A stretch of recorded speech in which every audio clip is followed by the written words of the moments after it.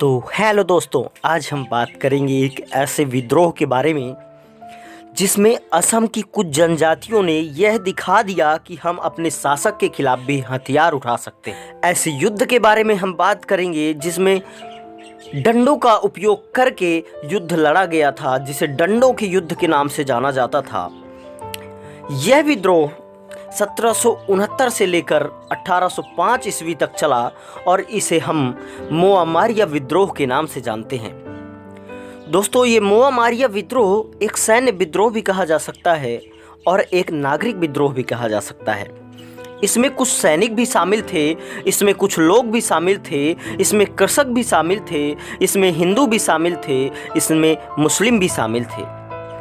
असम में कुल 6 समुदाय थे जो कि प्रमुख रूप से वहाँ निवास कर रहे थे। ये 6 समुदाय मटक, अहोम, चुटिया, मोरन, कोच, राग, बोंसी व टी ट्राइब्स थे। और उस समय जो राजतंत्र था उसमें 5 पार्षद होते थे, जिनमें से 3 गोहेन होते थे और इसके अलावा 2 अन्य पार्षद होते थे। पार्षद मतलब कह सकते हैं कि मंत्री होते थे। 3 पार्षद जो गोहेन होते थे उनके नाम बोर गोहेन, बुरहा गोहेन, बोर पात्रो गोहेन। अगले जो 2 मंत्री होते थे या 2 पार्षद होते थे उनके नाम होते थे बार बरुआ और बोर फुकन। ऐसे 5 मंत्रियों से मिलकर पूरा का पूरा राजतंत्र शासन करता था और ये लोग राजा के शासन के अंग थे। अब हम जानेंगे कि मोआमारिया विद्रोह क्यों जन्मा, इसके रीजन्स क्या थे, मोआमारिया विद्रोह कब जन्मा और किन किन लोगों ने इसमें योगदान दिया। तो दोस्तों, हम जानेंगे कि मोआमारिया विद्रोह 1769 से लेकर 1805 ईस्वी तक चलता रहा। इतने लंबे समय तक इस संघर्ष में इन्हीं जनजातियों ने योगदान दिया। होता क्या है दोस्तों कि एक मंत्री था जिसका नाम था कीर्ति चंद्र बार बरुआ और इसने मायामारा सत्र के जो मठाधीश होते हैं उनके बेटे गागनी डेका का अपमान किया था और उनका भी अपमान किया था। दोस्तों, ये जो सत्र होते थे ये एक प्रकार की संस्थाएं होती थीं। यहाँ पर धार्मिक लोग जाते थे और प्रवचन सुनते थे। उस सत्र का जो भी मठाधीश होता था वह लोगों को यह समझाता था कि आप वेदों से हटकर भक्ति और कीर्तन पर ध्यान दीजिए, आप कृष्ण के स्वरूप पर ध्यान दीजिए, आप विष्णु के स्वरूप पर ध्यान दीजिए, वेदों की बातों से अपने आप को हटा लीजिए और वास्तविक जीवन से अपने आप को जोड़ लीजिए।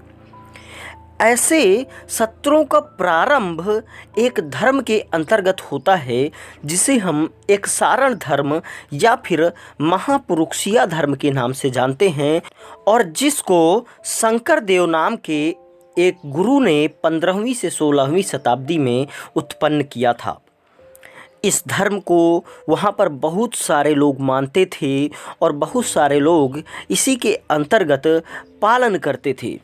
इसमें मुसलमान भी थे, इसमें जमींदारों की सेनाओं से मुक्त सिपाही भी थे, इसमें मुगलों की सेनाओं के भी सिपाही थे। ये सभी लोग एक सारण धर्म या महापुरुषीय धर्म के अनुयायी रहे हैं।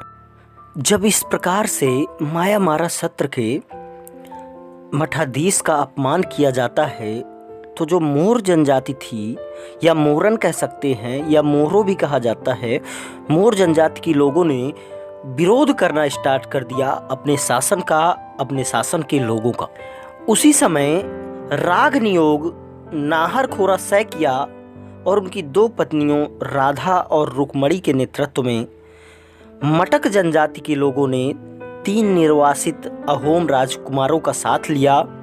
ये 3 अहोम राजकुमार मोहनलाल गोहेन व राजेश्वर सिंघा के 2 बेटे थे और उनकी मदद से इन लोगों ने अहोम साम्राज्य के उत्तर के क्षेत्र को मुक्त करा लिया। दोस्तों, 21 नवंबर 1769 को अहोम की राजधानी पर कब्जा कर लिया गया और वहां के राजा लक्ष्मी सिंघा को पकड़ लिया गया और उसकी जगह नाहरखोरा के पुत्र रमाकांत को गद्दी पर बैठा दिया गया और जो राग नियोग थे वो अब बार बरुआ बन गए, अर्थात प्राइम मिनिस्टर बन गए अपने शासक के, अपने राजा के। उनके साथ ही एक कनरी पाइक था, उसको बोर फुकन बना दिया गया। 2 अहोम थे, साधारण अहोम थे, उनको सदिया और मरांगी में गोहेन नामक पद दे दिए गए। विद्रोही नेता मायामारा सत्र के मठाधीश को श्रद्धांजलि देने के लिए जाते हैं और इस प्रकार से शासन करने लगते हैं। दोस्तों, अब चूंकि यह शासन विद्रोहियों के हाथों में था, इसलिए विद्रोहियों ने राजशाही के लोगों पर ज़्यादा से ज़्यादा जुर्माना लगा दिया और अपने तरीके से पूरे शासन को ढालने का प्रयत्न करने लगे। और धीरे धीरे चूंकि उनको अनुभव नहीं था, इसलिए वो पुराने ढंग पर आ गए और पुरानी प्रथाओं को, पुरानी मान्यताओं को स्टार्ट कर देते हैं। राग नियोग ने कई अमीरों की पत्नियों व बेटियों को अपने कब्जे में ले लिया और उन्हें अपने हरम में रखने लगा।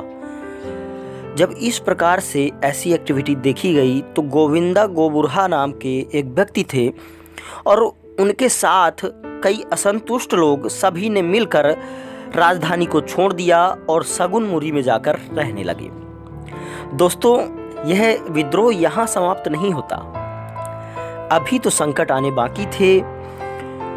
कई पुराने अमीर जो कि असंतुष्ट हो चुके थे, बहुत सारे ऐसे लोग थे जो कि अब इन विद्रोहियों से भी ऊब चुके थे। इन लोगों ने मिलकर 14 अप्रैल 1770 को मणिपुर की अहोम रानी कुरंगनायनी की मदद से राघा की हत्या कर दी और जो विद्रोही राजा रमाकांत बनाया गया था, राधा और रुक्मणी जो शामिल थीं, अष्टभुज देव, मोआमारा सत्ताधिकार और सप्तभुज नाम के कई लोगों को मौत के घाट उतार दिया गया। जब इस प्रकार से भयंकर हत्याकांड हुआ तो गोविंदा पुनः फिर से शासन के खिलाफ खड़े हो गए, जो उस समय राजधानी छोड़कर सगुनपुरी चले गए थे। वो फिर से आए और फिर से संघर्ष करने लगे, लेकिन इस बार इतनी शक्ति वो इकट्ठा नहीं कर सके कि अपने राजतंत्र का पूर्णतया विरोध कर सकें। उस समय घनश्याम बुरहा गोवेन ने इतनी शक्ति अर्जित कर ली थी कि गोविंदा की शक्तियाँ कम पड़ गईं। गोविंदा ने लोगों को एकजुट करने के लिए एक नारा दिया था कि हे उत्पीड़ित प्रजा, अपनी लाठी अपने पास रखो, और इसी युद्ध को डंडों का युद्ध कहा गया, जिसे लाठी और डंडों से लड़ा गया था। विद्रोही रंगपुर की ओर बढ़ने लगे, परंतु गोविंदा गोबुरहा को पकड़ लिया गया और उन्हें जान से मार दिया गया। अब चूंकि गोविंदा गोबुरहा मर चुके हैं, तो इस परिस्थिति में जो राजा उन अमीरों ने बैठाया था, जिसका नाम लक्ष्मी सिंह था, जो पुराना राजा निर्वासित किया गया था, वही राजा दोबारा बैठाया गया था। उस लक्ष्मी सिंह ने मोआमारियों का अपमान व उत्पीड़न प्रारंभ कर दिया। दोस्तों, भयंकर नरसंहार हुआ, भयंकर उत्पीड़न हुआ। धीरे धीरे अहोम साम्राज्य नष्ट होता जा रहा था। विद्रोह के द्वितीय चरण में हम देखें कि जब राजा लक्ष्मी सिंहा के बाद राजा गौरीनाथ सिंहा अपना राज्याभिषेक करवाते हैं, तो फिर से कुछ विद्रोही आक्रमण करने का प्रयास करते हैं, परंतु घनश्याम बुरहा गोहेन ने फिर से नरसंहार करके उसे दबा दिया। अब विद्रोह का तीसरा चरण आता है और इस चरण में विद्रोहियों व डफला बहाटियों ने खुद को हरिहर ताती के नेतृत्व में संगठित कर लिया। हरिहर ताती एक महान व्यक्तित्व था, जिसने पूरी की पूरी जनजातियों को इकट्ठा करके जागरूक किया और इसके बाद विद्रोह के लिए अपने कदम बढ़ा दिए। इन्होंने 1786 में डफला पहाड़ियों की तलहटी में विद्रोह किया और गहराई मारी, बिल व अन्य स्थानों पर जो शासन की सेनाएं थी उनको हराया और अपने मठाधीश पीताम्बर को भी मुक्त करा लिया तथा गारमूर, ओनियाती और दक्षिणपथ नाम के सभी सत्रों को जला दिया गया, क्यों जला दिया गया? क्योंकि ये जितने भी शत्रु थे ये राजशाही के अधीन थे, ये राजशाही का पालन करते थे, उसी का समर्थन करते थे। असम तबाह होने की स्थिति पर आ गया था। पूरे अहोम साम्राज्य में विद्रोह ही विद्रोह चल रहे थे। हरिहर तांती ने स्थानीय रूप से माजुली पर अपना शासन कायम किया और सर्वानंद सिन्हा ने मोरन पथ पर अपना शासन कायम किया। इन दोनों ने भरत को अपना राजा स्वीकार किया और भरत व सर्वानंद के नाम से सिक्के चलाए जाने लगे। तो इस प्रकार से जरूर अहोम साम्राज्य में कुछ समय के लिए स्थायित्व तो आया, लेकिन यह स्थायित्व तो लंबे समय तक नहीं रह सका। जिस प्रकार से विद्रोहियों और शासन तंत्र में झड़पें हुई, उससे लगभग आधा अहोम साम्राज्य या कहें आधा असम छिन्न भिन्न हो गया था। अहोम राज्य की इन्हीं कमजोरियों का फायदा उठाकर बर्मा राज्य उस पर आक्रमण करना स्टार्ट कर देता है और 1817 से लेकर 1826 तक 3 आक्रमण करता है।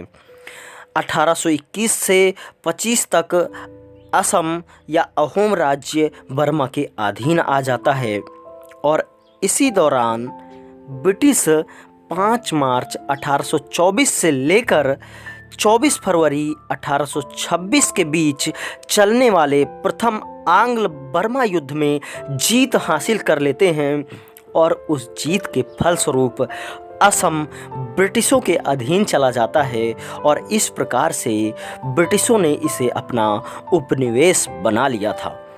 दोस्तों, इस पूरे मुआमारिया विद्रोह का सारांश यह हो सकता है कि प्रथम चरण के दौरान अहोम के राजा ने बेंगमारा, जिसे अब आधुनिक तिनकुसिया जिला कहते हैं, वहाँ पर अपना नियंत्रण खो दिया था और वहाँ पर मटक राज्य का उद्भव हुआ था, जिसे बोर सेनापति नाम के एक कार्यालय द्वारा शासित किया जाता था। दोस्तों, अहोम राज्य के खिलाफ हुए इस विद्रोह में बुरकानदेज जल की विशेष भूमिका रही है, जिसमें मुसलमान एवं जमींदारों की सेनाओं के मुक्त सिपाही शामिल थे। दोस्तों, ये मुआमारिया विद्रोही नहीं थे, यह अपनी शासन से पीड़ित थे। ये निम्न जाति के कृषक थे, अनिरुद्ध देव की शिक्षाओं से प्रेरित थे, एक सारण धर्म को मानते थे, महापुरुषिया धर्म की स्थापना के लिए प्रयत्नरत थे, उनके साधुओं के अपमान के लिए लड़े थे, अपने अपमान के लिए लड़े थे। यह हमें यह सीख देकर जाते हैं कि यदि हमारा अपमान होता है तो हम राजतंत्र के खिलाफ भी खड़े हो सकते हैं। इन मुआमारियों ने हमें यह भी सिखा दिया कि कोई भी राजतंत्र लंबे समय तक जीवित नहीं रह सकता, कोई भी विद्रोही लंबे समय तक शासन नहीं कर सकता। कोई भी विद्रोही अगर अनुभवी नहीं है तो वह शासन को संभाल नहीं सकता। इसलिए हमें आज के युग में इन विद्रोहों से कुछ ना कुछ सीख लेती रहनी चाहिए। तो नमस्कार दोस्तों, फिर मिलेंगे अगली कहानी के साथ, अगले विद्रोह के साथ।